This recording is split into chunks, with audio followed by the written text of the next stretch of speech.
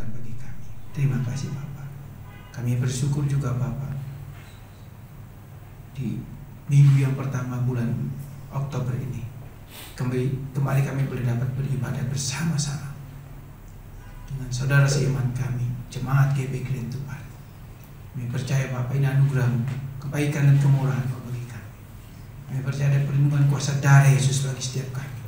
Dan kami percaya tidak ada satupun di antara kami yang terkena virus corona dan virus-virus lainnya. Sebab perlindungan kuasa darah Yesus sempurna bagi kami. Terima kasih Bapak. Dan saat ini Bapak, kami mau membaca merenungkan firman. Kami bersyukur Bapak, Engkau sudah mengaruniakan anak-Mu yang tunggal bagi kami, sehingga dengan berkat agung yang Kau berikan bagi kami memperoleh hidup yang kekal. Terima kasih Bapak. Berfirman-Lah, kami siap untuk mendengar dan kami siap untuk menjadi pelaku firman. Kami mau belajar firman-Mu. Roh Kudus, Engkau menjadi guru agung bagi setiap kami. Urapi hamba-Mu, pakai hamba-Mu ya Bapak, menjadi alat yang kudus di hadapan Engkau, sehingga hamba boleh layak menjadi alat yang daripada Engkau. Ampuni Bapak dan salah dan dosa hamba, sebab hamba sadar hamba tidak layak di hadapan-Mu. Manusia yang hina diri, hamba manusia yang penuh dengan dosa, tapi Kau layakkan menjadi hamba untuk menyampaikan kebenaran firman-Mu. Hamba percaya juga Engkau melayakkan setiap jemaat di tempat ini untuk mendengar dan menerima berkat firman-Mu. Terima kasih Bapak, dalam nama Yesus kami berdoa. Amin. Shalom saudara yang kasih dalam Tuhan. Kembali kita boleh bersama-sama beribadah di minggu yang pertama bulan Oktober. 6 bulan kita betul-betul dalam posisi yang lockdown ya saudara ya. Tapi saya percaya 6 bulan itu pun kita tidak walaupun secara fisik ini suaranya ya, walaupun secara fisik kita ini terbatasi dengan keadaan, tapi saya percaya di dalam roh kita beribadah secara online, dan saya percaya Tuhan hadir di dalam setiap pribadi kita masing-masing, dalam keluarga kita. Saudara, saya akan melanjutkan khotbah saya, khotbah berseri dari keharusan pendamaian dari Allah bagi manusia, yaitu diambil dari Yohanes pasal 3:16. Kita masuki poin yang keempat ya, yaitu mengaruniakan. Sebelum saya masuk renungan ini, saya akan kembali bacakan Yohanes 3:16. Demikian firman Tuhan. Karena begitu besar kasih Allah akan dunia ini, sehingga Ia telah mengaruniakan anaknya yang tunggal, supaya setiap orang yang percaya kepadanya tidak binasa, melainkan beroleh hidup yang kekal. Di dalam Yohanes 3:16 ini yang sering saya katakan, saya ulang-ulang katakan bahwa Yohanes 3:16 ini adalah penggenapan awal dari perjanjian Allah kepada manusia di Taman Eden, yaitu Taman Firdaus pada dalam Kejadian 3:15, yaitu proto-evangelion atau Injil pertama. Injil pertama yang disampaikan oleh Allah kepada manusia, orang tua pertama kita Adam dan Hawa. Dan Yohanes 3:16 ini adalah awal penggenapan dari Kejadian 3:15, dan penggenapan finalnya adalah ketika Yesus mati di atas kayu salib, bangkit dari yang ketiga. Saudara, di dalam Yohanes 3:16 ini kita masuk poin keempat, itu mengaruniakan. Saya akan bacakan sekali lagi. Karena begitu besar kasih Allah akan dunia ini, sehingga Ia telah mengaruniakan anak yang tunggal. Mengaruniakan di sini artinya berkat agung yang daripada Allah, berkat agung yang diberikan oleh Allah kepada saudara dan saya. Berkat agung ini jugalah berkat yang terbaik dari Allah, dari milik Allah yang diberikan dan dipersembahkan kepada saudara dan saya. Berkat agung ini berkat yang terbaik dari berkat yang Allah berikan kepada saudara dan saya. Nah, saudara dan saya yang percaya kepada Yesus Kristus, kita sudah menerima berkat agung itu. Berkat agung itu ialah siapa? Yesus Kristus Tuhanlah. Di mana kita percaya kepada Dia, kita membuka hati bagi Dia, berarti saudara dan saya menerima berkat agung yang daripada Allah. Dan berkat agung itulah yang mengubah hidup saudara dan saya, yang seharusnya saudara dan saya mengalami kematian kekal. Dari berkat agung itulah saudara dan saya akan menerima kehidupan yang kekal bersama Bapa di surga. Amen. Ini anugerah yang luar biasa. Berkat agung yang terbaik dan berkat yang Allah berikan kepada saudara dan saya. Nah, berkat agung itu menjadi milik saudara dan saya. Dan berkat agung ini kita terima secara permanen, saudara. Nah, sekarang pertanyaan saya, berkat agung yang sudah Allah berikan kepada saudara dan saya, apakah kita mau tukar dengan berkat-berkat yang bersifat duniawi? Berkat agung ini berkat sorgawi yang terbaik dari yang terbaik yang Allah berikan kepada saudara dan saya. Ini berkat agung dari Allah. Nah, berkat agung ini berkat yang betul-betul tidak ada duanya, saudara. baik di surga maupun di alam semesta ini. Dan berkat agung itu diterima oleh saudara dan saya, dan ada dalam hati nurani saudara dan saya, dan itu sifatnya permanen. Nah, berkat agung ini bagaimana? Apakah kita mau kembalikan, apakah kita mau tukar dengan berkat-berkat yang bersifat duniawi? Tentu tidak, saudara. Sebab ini berkat agung yang betul-betul dari yang terindah, dan yang terindah dari Allah yang diberikan kepada saudara dan saya. Dari yang istimewa, yang paling istimewa yang Allah berikan kepada saudara dan saya. Itulah berkat agung saudara dan saya terima. Berarti saudara dan saya sudah memiliki berkat agung itu. Dan berkat agung itu tidak akan pernah dicuri oleh iblis. Berkat agung itu tidak akan pernah bisa hilang. Sebab apa? Sebab Allah Roh Kudus memeteraikan berkat agung itu di dalam hati nurani saudara dan saya. Ini hal yang penting harus saudara dan saya mengerti, saudara. Kalimat mengaruniakan di sini, ya, kalimat yang betul-betul Allah memberikan yang terbaik dari yang terbaik milik Allah kepada saudara dan saya, orang pilihan Tuhan. Kenapa saya sering singgung kali orang pilihan? Saudara, perlu saudara dan saya pahami, orang pilihan itu adalah orang yang percaya kepada Yesus Kristus sebagai Tuhan dan Juru Selamat. Dan orang pilihan itu orang pilihan yang tidak akan pernah binasa, yang tidak akan pernah bisa hilang keselamatannya Allah berikan kepada saudara dan saya. Kenapa saya katakan demikian, saudara? Sebab ini sifatnya permanen. Di dalam Yohanes pasal 14 ayat 15, ayat 16-17 dengan sangat jelas sekali Tuhan katakan apa? Dia akan kirim berkat itu dan ditaruh secara permanen. Dalam bahasa aslinya disebut meno. Artinya apa? Ditaruh secara permanen di dalam hati nurani saudara dan saya. Dan itu anugerah yang luar biasa. Jadi saudara dan saya sebagai orang pilihan Tuhan, percayalah, berkat agung itu tidak akan pernah hilang. Iblis tidak akan pernah bisa mencuri berkat agung itu dari kehidupan saudara dan saya. Dan berkat agung itulah yang akan membawa saudara saya nanti kelak bertemu dengan Allah Bapa di surga, dengan Yesus dan bersama Roh Kudus di dalam kekekalan. Saudara, pertanyaan saya, apakah saudara percaya dengan berkat agung itu? Pertanyaan saya, apakah saudara yakin berkat agung itu sudah saudara miliki dalam kehidupan saudara? Halo? Amin. Yang amin cuma berapa orang, saudara? Yang nggak amin percaya nggak, saudara? Saudara, kita bisa berkumpul kembali di sini beribadah secara offline. Bersyukur, saudara. Ini anugerah yang Allah Bapa berikan kepada saudara dan saya. Dan saya percaya kita datang ke sini dengan iman, dengan penuh kerinduan. Dan saya percaya juga, saudara, akan ada perlindungan kuasa darah Tuhan Yesus yang kudus yang akan melindungi saudara dan saya dari virus corona dan virus-virus lain di tempat ini. Saya percaya sekali, saudara. Sebab kita datang dengan iman. Kita datang memenuhi undangan Allah. Dan kita datang dengan sukacita. Sehingga kita berkumpul kembali bersukacita, memuji dan memuliakan nama Tuhan. Ini bukan satu kata-kata atau kalimat yang bersifat halusinasi, tidak, saudara. Bukan sifat-sifat kata-kata yang menghibur, tidak. Tapi ini betul-betul adalah kalimat iman yang saya katakan kepada saudara dan saya. Di mana kita datang memenuhi undangan Allah. Kalau Allah sudah mengundang saudara dan saya ada di tempat ini beribadah secara langsung, saya percaya Allah bertanggung jawab untuk keselamatan kita. Amin. Saudara, kita perlu bersyukur untuk semua ini. Walaupun kita melakukan ibadah ini secara protokol kesehatan, dan memang itu harus kita ikuti. Kenapa saya katakan kita harus ikuti? Ini adalah aturan pemerintah. Dan firman Tuhan katakan pemerintah adalah wakilnya Tuhan. Artinya semua peraturan ini juga saya datang, saya percaya hikmat yang dari Tuhan diberikan kepada pemerintah. Jadi tentu kita menjaga semuanya itu. Artinya kita tidak mencobai Tuhan. Tapi perlindungan kuasa dari Yesus itu tetap terjadi buat saudara dan saya. Amin. Saudara, mengaruniakan dalam ayat 16 ini di poin yang keempat memiliki arti juga sebagai alat pembayaran. Sebagai alat pembayaran. Pembayaran untuk apa? Pembayaran untuk menebus saudara dan saya dari maut. Pembayaran untuk menebus saudara dan saya dari maut. Saudara tahu, ketika vonis Allah di dalam Kejadian pasal 2 ayat 17, Allah katakan kepada orang tua pertama kita, kalau kamu makan buah pengetahuan yang baik dan yang jahat ini, kamu akan mati. Dan ini vonis Allah. Vonis Allah tidak bisa dirubah.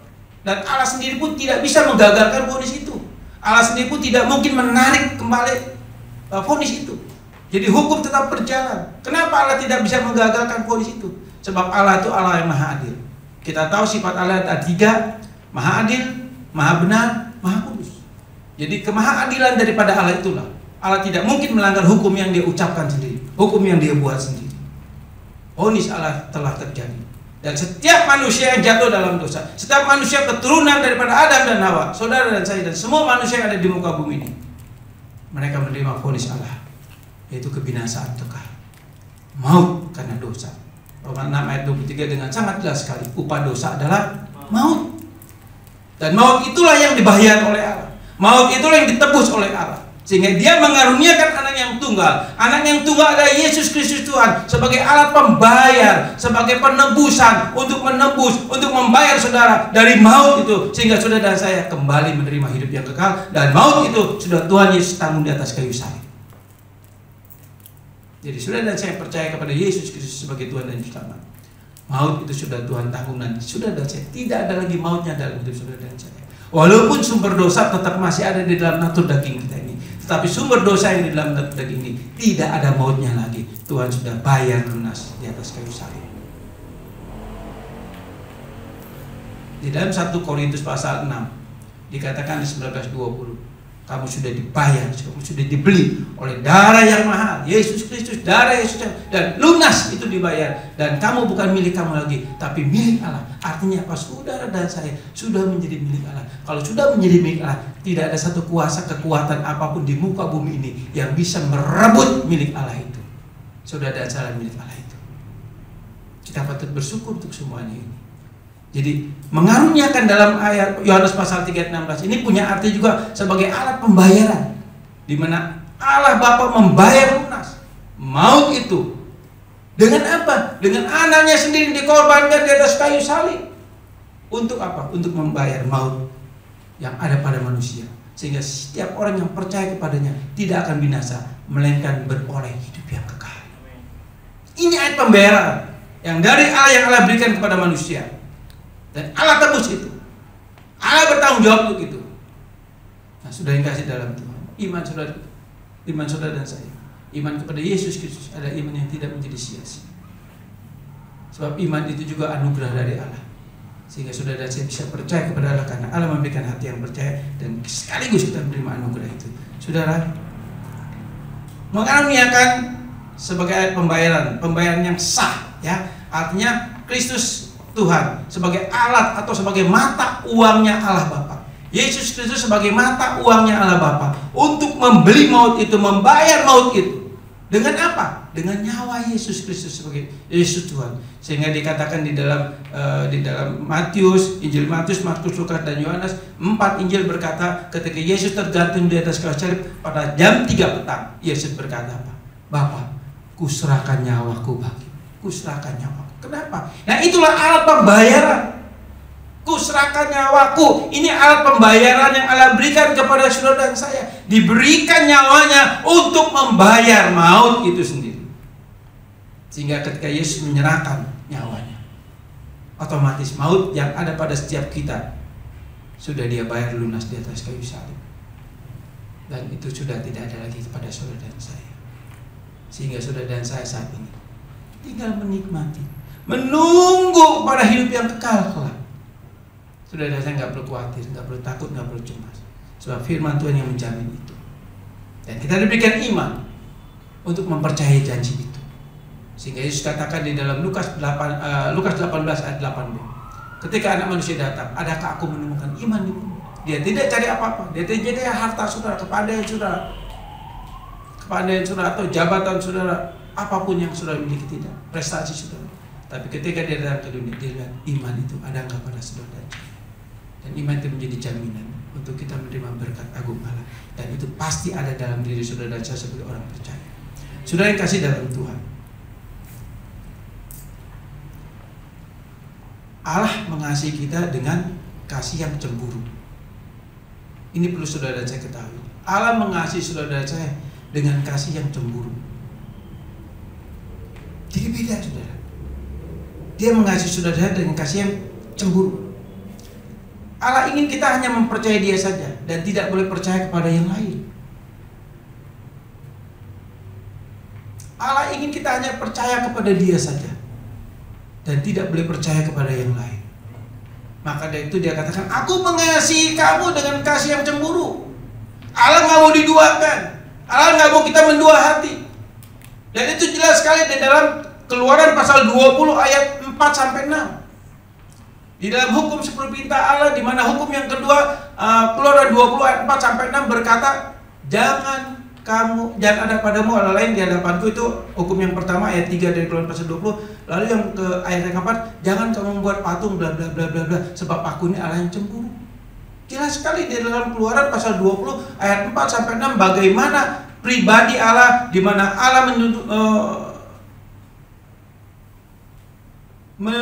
menggambarkan di dalam isi hati Allah menggambarkan bahwa aku ini mengasihi engkau dengan kasih yang cemburu. Kenapa Allah mengasihi kita dengan kasih yang cemburu? Karena Allah yang mengasihi kita dengan kasih cemburu, karena Allah ingin dia hanya milik kita dan kita hanya milik dia. Dia nggak mau diduakan karena saking dia mengasihi saudara dan saya. Di dalam sesuai tema khotbah berseri saya, saudara, keharusan penambahan dari Allah bagi manusia. Artinya apa? Allah mengharuskan dirinya sendiri untuk mengajak berdamai dengan saudara dan saya. Bukan inisiatif daripada manusia, tapi ini inisiatif dari Allah sendiri untuk datang berdamai kepada saudara dan saya. Itulah iman Kristen. Iman agama. Manusia mencari Allah, itu iman agama. Tapi iman Kristen adalah Allah mencari manusia. Ya, itulah keharusan pendamaian dari Allah bagi manusia. Ya, ada 3:16 ini bukti daripada Allah mengharuskan dirinya untuk datang mengajak berdamai dengan manusia. Karena kasihnya begitu besar, karena kasihnya begitu agung. Nah, kasihnya itulah yang membuat dia cemburu. Dia nggak mau diduakan. Dia kasih iman kepada saudara dan saya agar kita hanya mengasihi dia saja. Di luar itu tidak boleh. Bahkan Yesus ajarkan satu kalimat yang sangat keras. Dia katakan kalau kita mengasihi keluarga kita lebih daripada kita mengasihi Yesus lebih daripada apa? Kita mengasihi keluarga kita lebih daripada Yesus, kita tidak layak menjadi murid Tuhan. Bahkan Tuhan katakan kalau kamu tidak membenci ayah ibumu, saudaramu, kamu tidak layak ikut aku. Nah, kalimat membenci di sini bukan berarti Tuhan mengajarkan untuk kita benci orang tua kita, bukan di situ maksudnya. Ini bicara mengenai level kasih. Maksud membenci ayah ibumu ini bukan bicara benci secara harafiah bahasa manusia, tidak.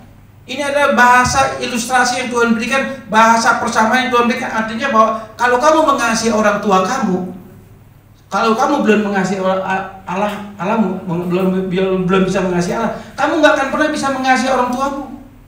Jadi artinya seorang yang mengasihi Allah, dia pasti mengasihi orang tuanya. Tapi kalau kita tidak mengasihi Allah, tidak mungkin kita bisa mengasihi orang tua kita dengan kasih yang sempurna. Sehingga Tuhan katakan di dalam Matius pasal 22 dikatakan ayat 37 sampai 38 dikatakan apa? Kasihlah Tuhan Allahmu dengan segenap hati, jiwa, akal budi dan kekuatanmu. Nah, baru hukum yang kedua ayat 39-40 apa? Kasihlah sama manusia seperti dirimu sendiri. Jadi artinya Tuhan, kalau kita berkata saya mengasihi orang tua saya mengasihi saudara saya mengasihi sahabat saya mengasihi sesama saya, tetapi kita nggak pernah mengasihi Tuhan, kasih kita tuh bohong besar. Orang yang mengasihi sesama, mengasihi orang tuanya, pasti dia mengasihi Tuhan. Sebab kasih itu turun dari Bapa kepada saudara dan saya. Nah, itulah kasih yang pencemburu, di mana Allah tidak ingin diduakan, saudara. Allah ingin kita hanya mengasihi dia satu, utuh, 100%. Nah, saudara yang kasih dalam Tuhan, Allah mengasihi kita dengan kasih pencemburu. Di dalam Keluaran 20 ayat 4-6 itu hukum yang kedua dari 10 perintah Allah. Aku adalah orang pencemburu. Ya, sehingga dia katakan apa? Aku akan memberkati beribu-ribu orang yang mengasihi aku, yang setia kepada aku. Tuhan katakan demikian. Kalimat beribu-ribu dalam hukum yang kedua ini, saudara, ini bukan bicara jumlah mengenai ribuan orang, tidak. Ini bicara mengenai beribu-ribu, ini bicara mengenai turunan. Ini bicara mengenai generasi orang percaya. Nah, generasi orang percaya ini generasi yang terus turun menurun, dan itu jumlahnya lebih dari itu. Jadi kalimat beribu-ribu bukan kalimat harafiah secara manusia, saudara dan saya. Oh, cuma beribu-ribu, tidak. Itu bicara mengenai keturunan orang-orang percaya dari generasi ke generasi, terus turun dan turun. Nah, artinya apa? Tuhan ingin generasi orang percaya, Tuhan ingin generasi orang yang percaya kepada Yesus adalah generasi yang betul-betul memberikan hidupnya, mempersembahkan hidupnya, dan mengasihi Tuhan secara utuh dan tidak mendua hati. Dan itu tergenapi dalam Yohanes 3:16. Di dalam Yohanes 3:16 dengan sangat jelas sekali tema kita, karena begitu besar kasih Allah akan dunia ini. Bicara kasih di sini kasih yang sempurna, kasih yang tidak ada duanya, kasih yang agung. Nah, kasih inilah yang menyebabkan Allah itu cemburu. Allah itu cemburu, saudara. Bukan cemburu sebagai kalau sudah ada saya sebagai suami istri dan sebagainya. Tentu juga saya percaya kita kalau menikah hanya boleh punya satu istri atau satu suami. Betul? Ada ibu-ibu yang suami istrinya menjadi 2 dan 3, ada nggak? Halo? Nggak ada kan? Nah, artinya apa? Artinya istri bahwa tetap suami itu menjadi milik istrinya. Suami pun ingin istrinya menjadi milik suaminya utuh satu. Itu baru kasih manusia. Kasih manusia aja tidak mau diduakan, apalagi kasih Allah yang begitu murni, yang begitu agung, di mana kasih itu terekspresikan apa dengan apa? Dia mengorbankan anak yang tunggal mati di kayu salib untuk saudara saya yang percaya kepada dia. Kenapa? Karena dia mengasihi kita. Jadi kasih yang agung itulah yang menurunkan berkat agung. Kasih pencemburu itu yang tidak boleh diduakan. Nah, saudara, selanjutnya saudara, sebentar kita akan merayakan atau mengadakan perjamuan kudus. Perjamuan kudus ini bicara mengenai apa? Bicara mengenai 2 hal, saudara. Yaitu pertama apa? Kita memperingati akan pengorbanan Tuhan di atas kayu salib, memperingati kasih Tuhan kepada saudara dan saya. Yang kedua adalah apa? Di dalam perjamuan kudus ini kita diingatkan untuk memberitakan kabar baik ini kepada setiap orang.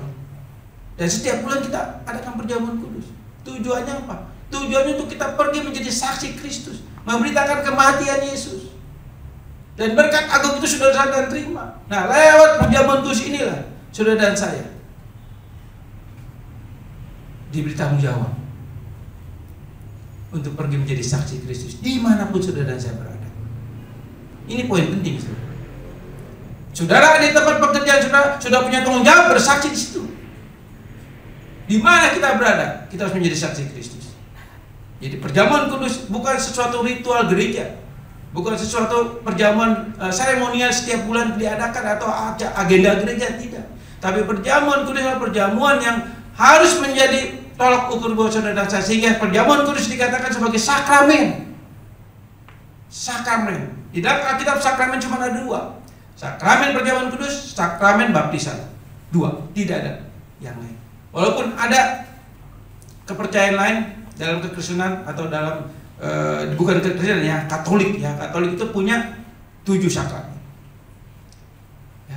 Kalau Alkitab kita sebagai orang GBI ya hanya mempercayai 2 sakramen, yaitu baptisan dan perjamuan kudus. Dan memang itu ada di Alkitab.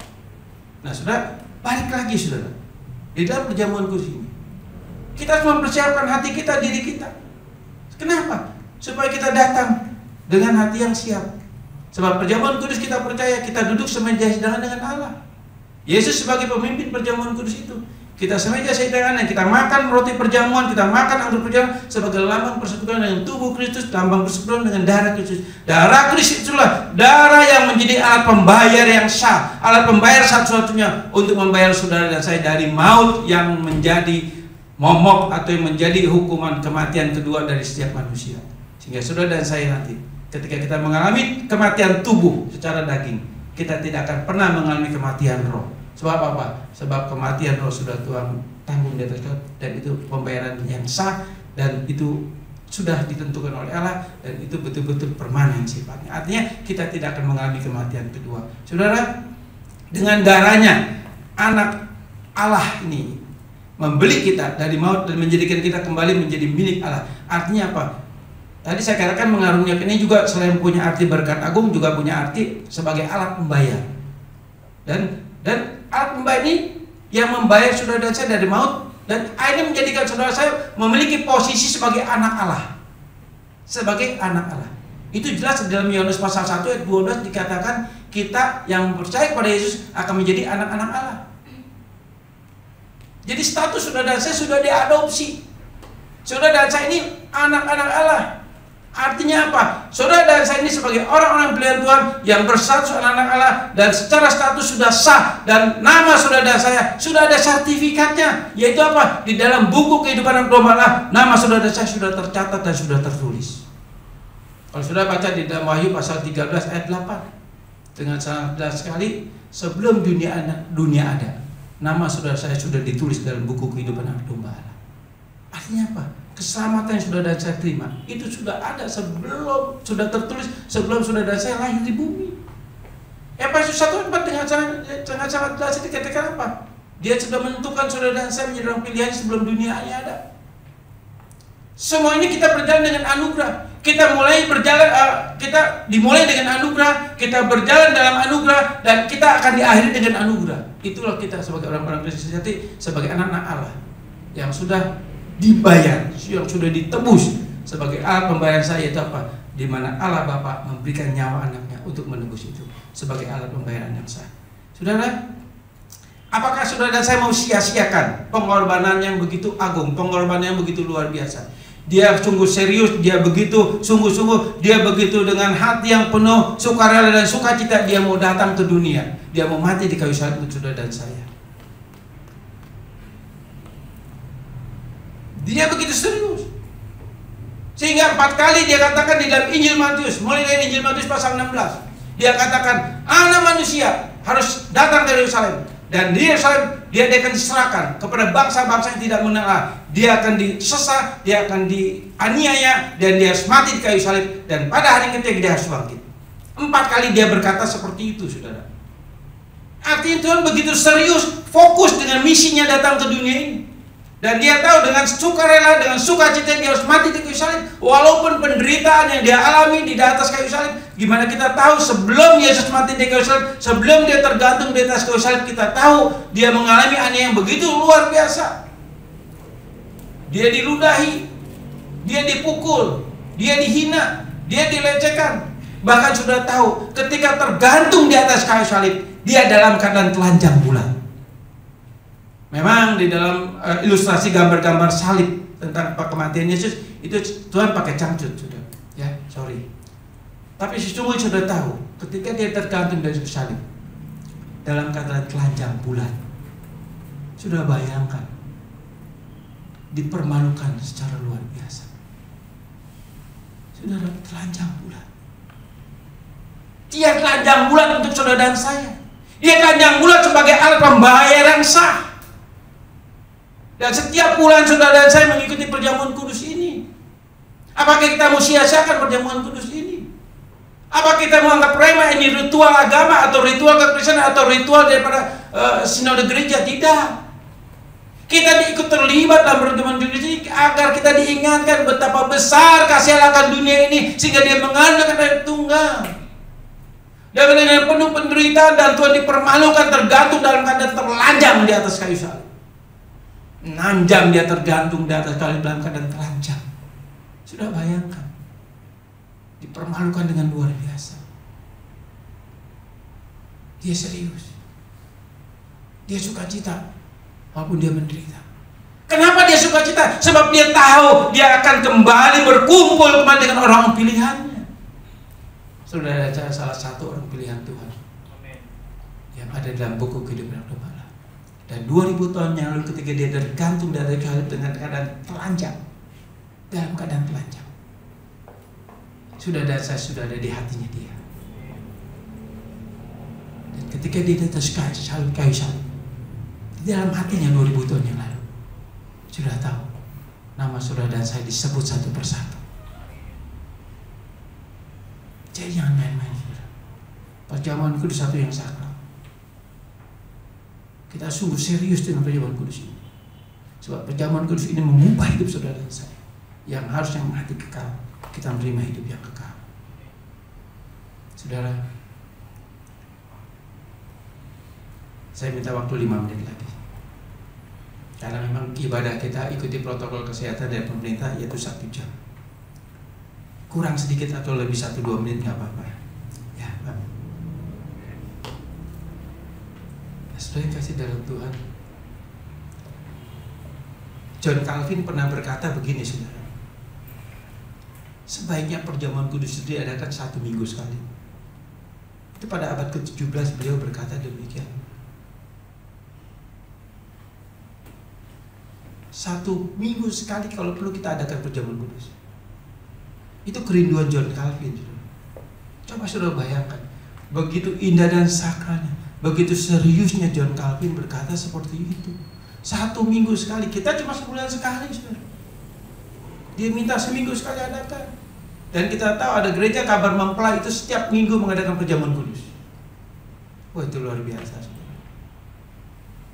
Ini mengubah hidup saudara dan saya. Ini sebagai lambang kasih Tuhan, sebagai alat pembayaran yang sah. Jadi ketika saudara dan saya makan roti dan anggur perjamuan Injil, kalau dan saya mengingat bahwa Yesus adalah alat pembayaran sah yang Allah berikan, dan satu-satunya mata uang yang Allah berikan, yaitu nyawa Yesus Kristus, diserahkan di atas kayu salib bagi saudara dan saya. Ini anugerah, ini berkat yang luar biasa, yang harusnya ketika saudara dan saya semeja dengan Tuhan, kita perlu bersyukur. Tuhan, terima kasih. Terima kasih Tuhan buat roti perjamuan ini sebagai lambang persekutuan dengan tubuh. Tuhan, terima kasih buat darah yang tercurah itu sebagai lambang penebusan, nyawa yang menjadi alat pembayaran yang sah bagi saudara dan saya. Kita tidak usah main-main dalam hal itu. Kita tidak bisa, kita harus serius dengan semuanya ini. Nah, sudah yang kasih dalam Tuhan, kita jangan sia-siakan pengorbanan Tuhan. Kita jangan sia-siakan pengorbanan Dia. Kita tetap harus bersyukur dengan berkat agung saudara dan saya terima. Sudah yang kasih dalam Tuhan, di minggu yang akan datang pada tanggal 11 Oktober kita akan lanjutkan khotbah ini, saudara. Kita masih di poin keempat, yaitu mengaruniakan dalam Yohanes pasal 3:16. Saya mengundang untuk pelayan-pelayan Tuhan untuk ikut mempersiapkan diri melayani perjamuan kudus. Dan juga pemusik, worship leader, singer naik ke atas. Sudah juga saya minta mempersiapkan diri saudara.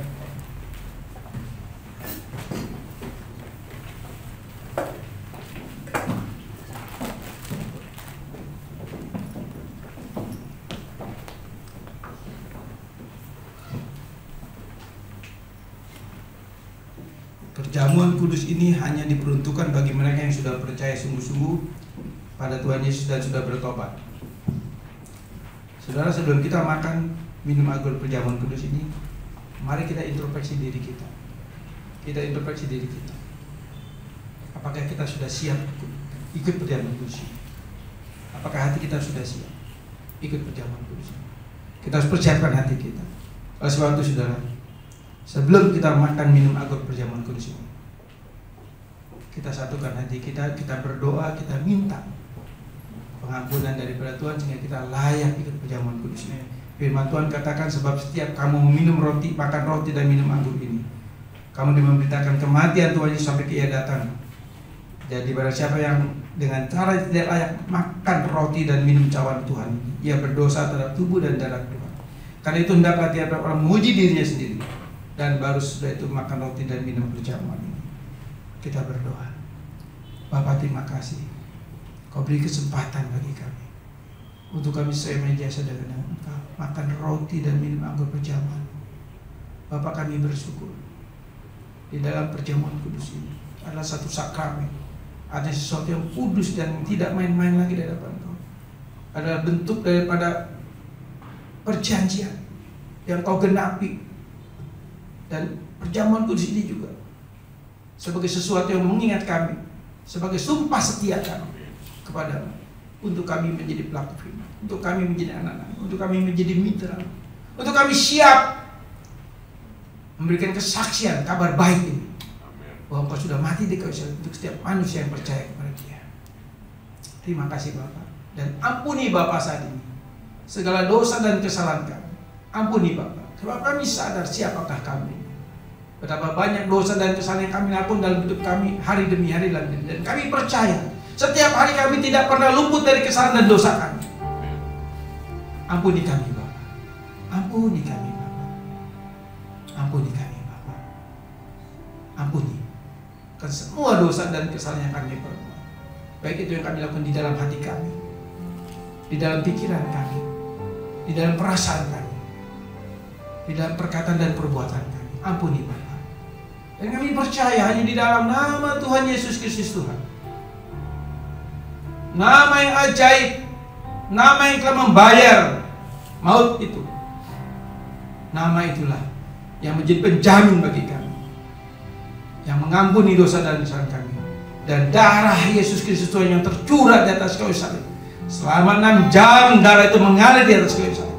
Darah itu yang mengampuni kami, darah itu yang menyucikan kami, yang mengampuni dosa kami, yang menyucikan kami dari segala kejahatan.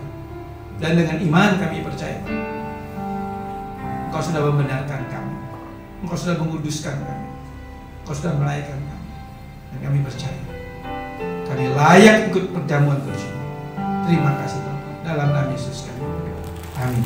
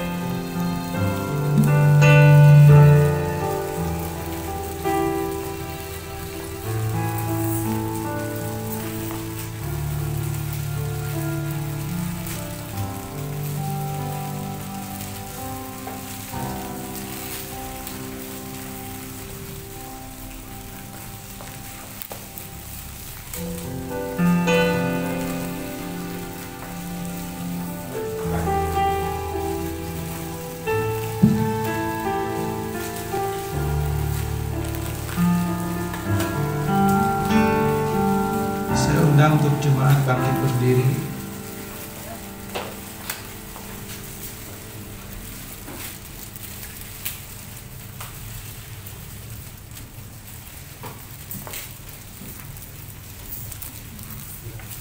Mari kita angkat roti kita di tangan kanan.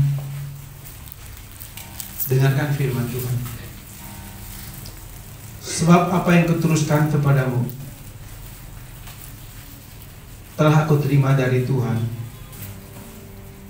yaitu bahwa Tuhan Yesus pada malam waktu ia diserahkan, ia mengambil roti, dan sesudah itu ia mengucap syukur atasnya. Ia memecah-mecahkan dan berkata, inilah tubuhku.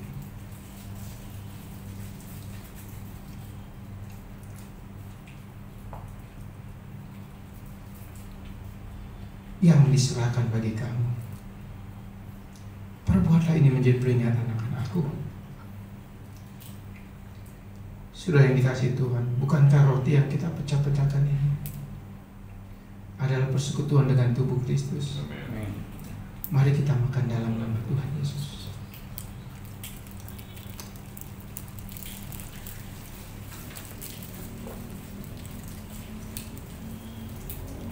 Mari kita angkat cawan kita di tangan kanan.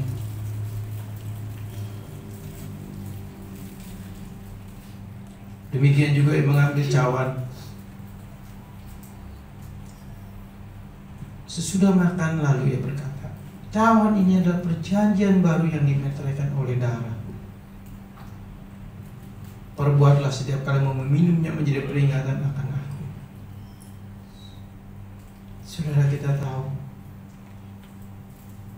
darah yang dia curahkan di atas kayu salib, inilah nyawa yang dia berikan kepada kita sebagai alat pembayaran yang sah dan dibayar tunai, lunas dibayar, sehingga saudara dan saya bukan milik maut lagi, tapi saudara dan saya adalah milik Kristus, kekal dan permanen. Saudara, dengan cawan ini mari kita penuh dengan ucapan syukur, kita minum cawan ini. Sebab kita percaya ini lambang persekutuan dengan darah Yesus yang sudah menebus saudara dan saya.